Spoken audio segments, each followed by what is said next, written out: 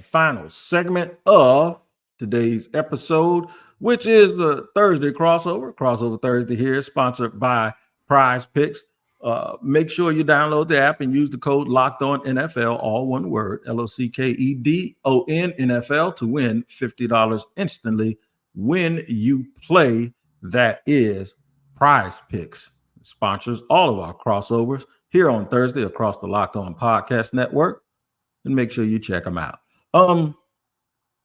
Well, I don't know. I think I have to let you know that it's a pretty special day. They're going to put Tom Coughlin, the greatest coach and GM we've ever had, in the Ring of Honor. They're going to wear those old uniforms that they wore back when Tom Coughlin was the coach. The place is going to be fired up. I think it might be raining a little bit. So I think the Jaguars are going to pull this out, man. And I'm not being a homer, because if you listen to Locked On Jaguars, anybody can tell you I have been beating up on this team. I've called for people to get fired. But sometimes in the NFL, what happens is these formula games where they gut it out and they muster up a win. I'm going to even pick a score for you, man. I'm going to wait till you tell me what you think is going to happen before I pick that score, though, Jake. All right. Yeah. So I don't know if it's as big a deal there in Jacksonville as it is with the Colts, but the Colts have not won there since 2014. It's a thing. We call it a curse around here. And, you know, this feels like one of those games where the Colts probably don't they probably don't have much business winning it, but they still pull it out. You know, we don't know what's going on at quarterback. Probably not going to have your running back. Your defense is just beat to smithereens right now. I don't know. This feels like one where there's going to be a lot of ugly moments on both sides, probably, which will lead me to my keys in a moment. But I just got to think, like, if the Colts aren't going to win in Jacksonville, like right now against an 0-4 team, when are they ever going to win in Jacksonville? So I'll give it. It's going to be a one-score game, but I'm going to give the Colts the 24-17 win in this one. All right, all of that makes sense. And I forgot about the curse. And the worst team I ever saw fielded, here was the year Urban Meyer was a coach, at least until this season. Oh. This team is talented. That team is just bad, right? Yeah.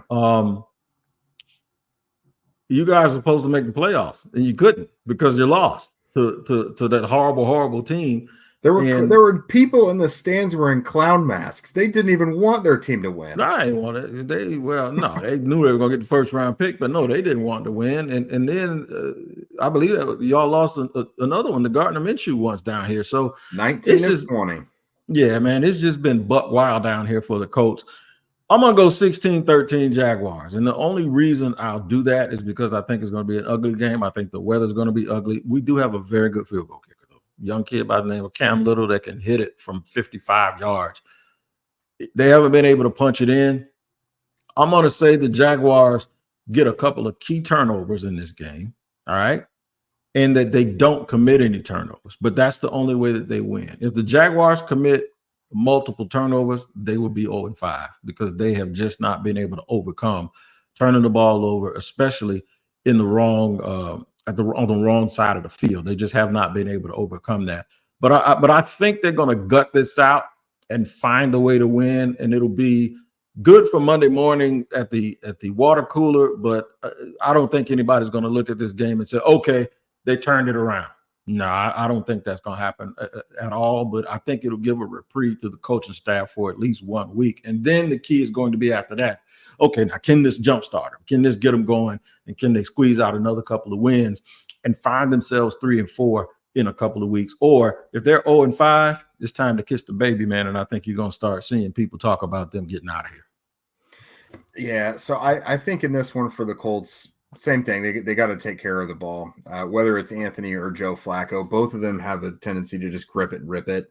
You know, when Joe won Comeback Player of the Year last year for Cleveland, he was still, I don't want to say playing reckless, but like he was willing to take chances, and you know he turned the ball over a little bit. And we obviously know Anthony has the 6 interceptions, but again, I think whether it's Anthony or Joe, I think Jacksonville is obviously going to want to try and make them pass it, even though that hasn't been their forte, stopping the pass. So the Colts are going to probably have to pass a little more. You just can't be reckless with it. Take care of the ball. I mean, Jacksonville, I believe they've only got one takeaway so far, right? So, like, if you're turning it over against a team that doesn't take the ball away, it's like, God, you're really shooting yourself in the foot there. Get a couple big plays in the passing game. This is a defensive coordinator that put the Colts through hell last year when it was Colts in Atlanta. Now, Michael Pittman was not in that game, and Gardner Minshew was the quarterback. So, like, it's just a perfect recipe for disaster there. But, the Colts got some guys that can win those one-on-one press man matchups. Alec Pierce has been outstanding through the first few weeks. A.D. Mitchell, if he can form any sort of chemistry with his quarterbacks, he's cooking DBs one-on-one. It would be a great week to maybe get him jump-started because he is legitimately open a lot when he's out there. His playing time is just dwindling because he's kind of having some rookie errors.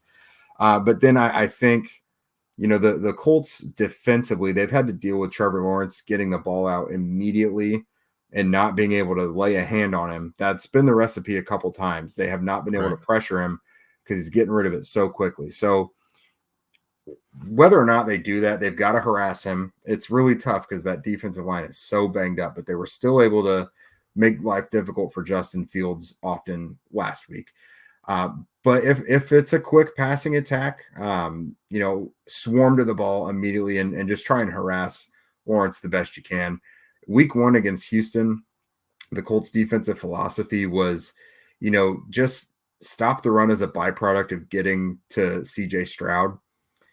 I don't know if, they got to play that level of harassment towards where the ball is going. Right. But I am worried about Jacksonville being able to run on them, especially a guy like Bigsby who can break those tackles.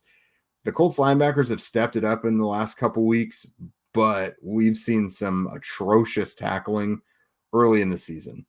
And again, I mentioned, near the top, like at a certain point, how long can you overcome your injuries? Right.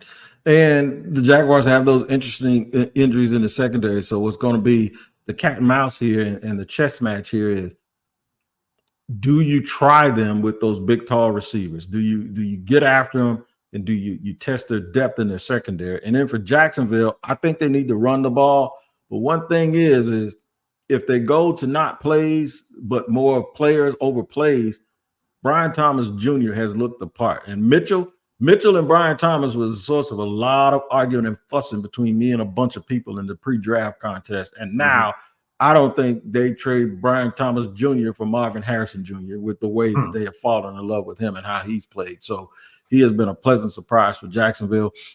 I just hope that they understand that they have to run the ball first and then set that up with a little bit of play action to be able to take those shots down the field. But if they come in with the with this disposition, like this predetermined disposition that they're just going to throw it, and then not try to win the game, I think it'll be a disaster for Jacksonville. So I got 16-13, and you got, what do you got, 24 to what, 17? 24-17. And I'm glad we got to the point where we can mention Brian Thomas Jr. because that is another one that scares me. And that is a guy who we thought almost was a foregone conclusion to the Colts. We all kind of thought he would be a Colt, but Latu kind of fell into their laps. But no, I don't know that the Colts have anyone healthy right now that really matches up well with him. So this might be a good day for Brian Thomas Jr., another good day.